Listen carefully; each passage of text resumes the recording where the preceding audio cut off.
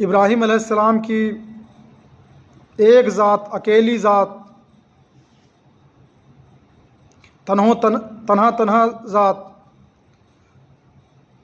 اور اللہ تعالیٰ کی کئی جگہ ان کی آزمائشیں ہوئی، بچپن میں، جوانی میں،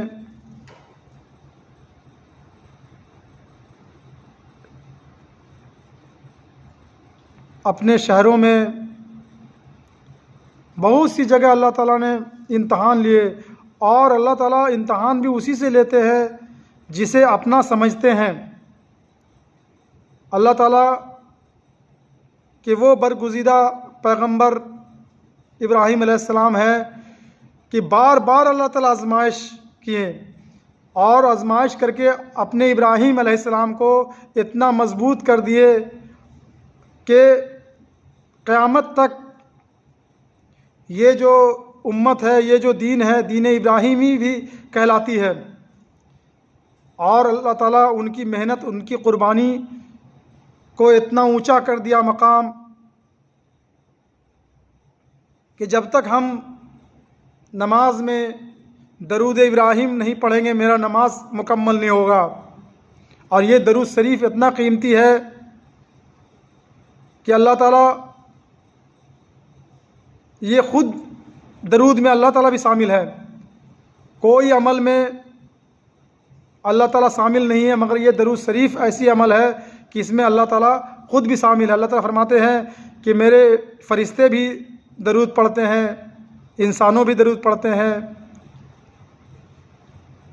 میرے مخلوق میں سے کئی مخلوق درود پڑھتے ہیں، میں بھی پڑھتا ہوں، اور تم بھی پڑھو۔ تو ابراہیم علیہ السلام اکیلے تنہا ذات ہے، اور کہیں پر بھی ڈرتے نہیں ہیں، اور ان کا اتنا یقین لمبا ہے، اتنا اونچا ہے کہ کرنے دھرنے والی ذات اللہ ہے، اور میرے ساتھ اللہ کی ذات ہے، مجھے کسی کی ضرورت نہیں ہے، نہ فرشتے کی ضرورت ہے، نہ جنات کی ضرورت ہے، کسی کی مدد کی ضرورت نہیں ہے، کسی کی ہیلپ کی ضرورت نہیں ہے۔ اور نبی تو ہوتے ہی ہے، سارے نبی جو ہوتے ہیں وہ اللہ تعالیٰ پہ اس قدر یقین رکھتے ہیں کہ جس کی انتہا نہیں۔ تو ایمان کا نام ہی ہے یقین۔ جس انسان کو اللہ پہ جتنا یقین رہے گا اتنا زیادہ وہ یقین میں وہ کامیاب ہوگا۔ آج کیا ہے، ہم لوگوں کو یقین ہے مگر پیسے پہ یقین ہے، اسباب پہ یقین ہے، اللہ کی ذات پہ یقین ہم لوگ کا نہیں ہے۔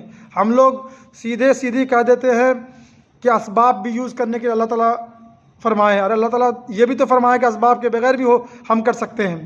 ہم آدم علیہ السلام کو بنا باپ ماں کے پیدا کر دیا، اماں حوا کو آدم علیہ السلام کے پسلی سے پیدا کر دیا۔ اللہ تعالیٰ فرماتے ہیں میرے بندے مجھے مان جاؤ، میری کروڑوں اربوں میری دنیا میں جو ہے اس طرح کے وجود ہے کہ جس کی انتہا نہیں، تبدیل ہو رہا ہے۔ تم لگاتے ہو زمین میں درخت، بیج لگاتے ہو، اور اس کو درخت کون بناتا ہے؟ تم درخت لگاتے ہو، پھل کون دیتا ہے؟ یہ دن سے رات کا ہونا کون کرتا ہے؟ یہ سورج چمکانا کون کرتا ہے؟ یہ چاند کو روشنی دینا کون کرتا ہے؟ یہ اندھیرا کون کرتا ہے؟ یہ روشنی کون کرتا ہے؟ اور تمہیں جب کچھ نہیں سمجھ میں آتا تو تو اپنے آپ کو دیکھ کہ میں تجھے کہاں سے پیدا کر دیا، اور کہاں سے اتنا لمبا چوڑا زندگی عطا کر دیا۔ کرنے دھرنے والی ذات تو صرف میری ہے۔ تو ایمان ہم لوگ جو سمجھتے ہیں ایمان نہیں ہے، ایمان کمزور ہے، یہ سب چیز ہم لوگ جو بولتے ہیں، تو ایمان کا نام ہے یقین۔ اگر یقین آپ کا بنے گا جس چیز پہ، اسی چیز پہ عمل ہوگا۔ یقین آپ کو رہے گا کہ کرنے دھرنے والی ذات اللہ ہے، تو پھر یقین ویسے ہی عمل ویسے ہی بنے گا۔ آپ کا یقین بنے گا کہ ہاں کرنے دھرنے والا مال ہے، دکان ہے، کاروبار ہے، اللہ تعالیٰ کا حکم ہے کہ کس طرح سے کرو۔ اس کے لیے انبیاء علیہ الصلوۃ والسلام دنیا میں آیا کرتے تھے، ان لوگ آ کر کے ہمیں زندگی جینے کے لیے بتاتے تھے، اس لیے نہیں آتے تھے کہ ہاں آ کر کے نماز پڑھنے کے لیے ہمیں بتائے، روزہ رکھنے کے لیے، وہ پوری زندگی کو جینے کے لیے بتانے کے لیے انبیاء علیہ السلام آیا کرتے تھے۔